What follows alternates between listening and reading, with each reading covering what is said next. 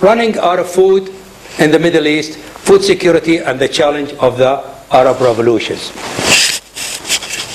I have summarized my whole topics in one picture. You have fruit, you have tree, and you have roots.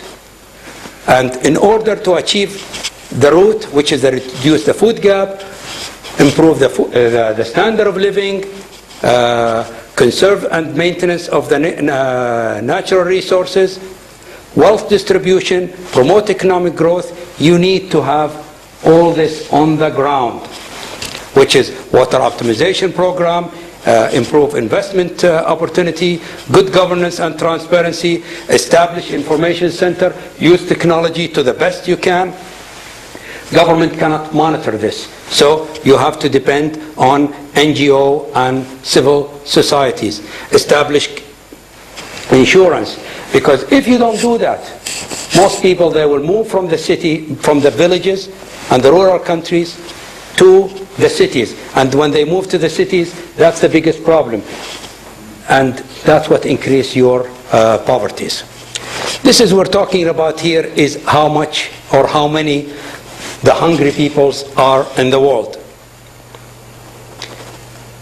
Managing food securities. How could we manage it? Well, through progressive policies, and we must create a safety net, family planning, and promote education. So the whole topics here, how could we use agriculture as a tool to make sure you sit in your villages and in your urban area to have a better education and to have a better housing, not to move into big cities.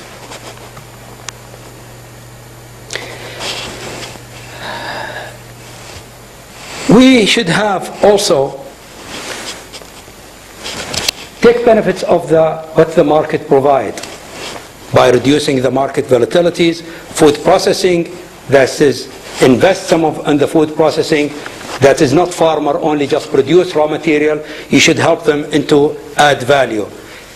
And we must use technology. Technology is the key issues. And do environmental friendly. How do we do that? Saudi Arabia is very limited on water. Water is very scarce. Sorry for my language.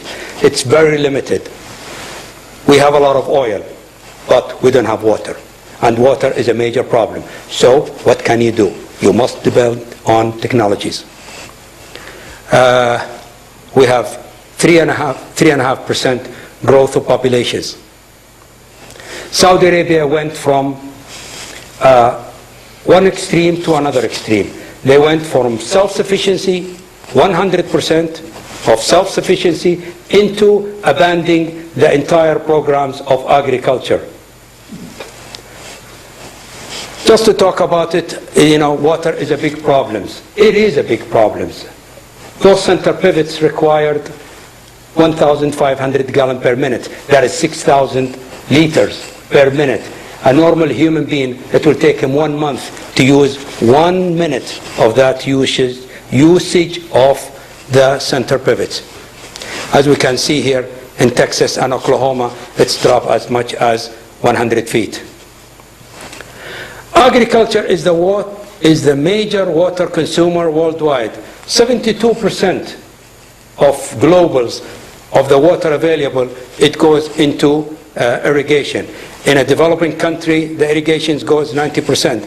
Saudi Arabia, as you could see here, it's 87.5%. And this is one of the main limiting factors to do any development in Saudi Arabia, is water scarcity. How could we get of this water? How do we do that? Well, we have to reduce the agricultural subsidies. And we use the ultimate modern technologies for the usage of the water. There got to be an overall plan for the whole water system. And there is a crops per drops. It's not how many tons per hectare these pivots will produce. We don't need that. What we need is how much one drop of water will produce how many kilograms. So the new trend we should think of it is every drop of water, how much crops it will give you. Then Saudi Arabia has its challenges. Soaring food prices, urban population growth, rural depopulations, high unemployment, environmental degradation, and water scarcity. Those are the walls. We must get over it. Saudi Arabia got to meet the challenges. How do we do that? How could we get a sustainable measurement and security food supply? Well, firstly, we have to get strategic reserve. We have to build that. We have to have basic food commodities, such as wheat and rice. We have to identify countries to invest in, which is countries that is Saudi Arabia have an initiative that we will go invest. And we'll go through those countries one by one. And then we have to explore way of acquiring land. Land is a major issue. Ownership is a major issue. Maybe you think of it here in the US is a major, not a major issue of buying land. But I was last year in a conference where there was all dignitaries and presidents of Africa, and they were all blaming the West and blaming the others for not giving them money. And when we mentioned the word of the title of the land, things just got to be very hot on their own. And one of the presidents of the country said, when we discuss the land issues and the land ownership, it's like we open a can of a 10,000 devils.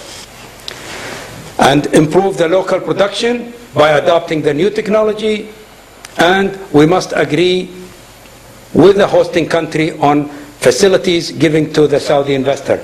Saudi Arabia sitting in $500 billion today. $500 billion. Could anybody tell me how far is New York from Washington from here? 250 kilos? 300 miles? So it's a 500 kilos.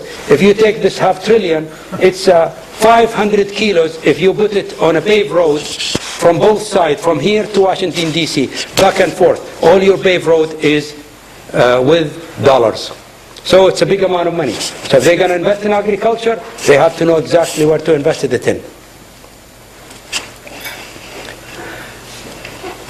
These are the commodities that Saudi Arabia require. We require 3 million tons of wheat.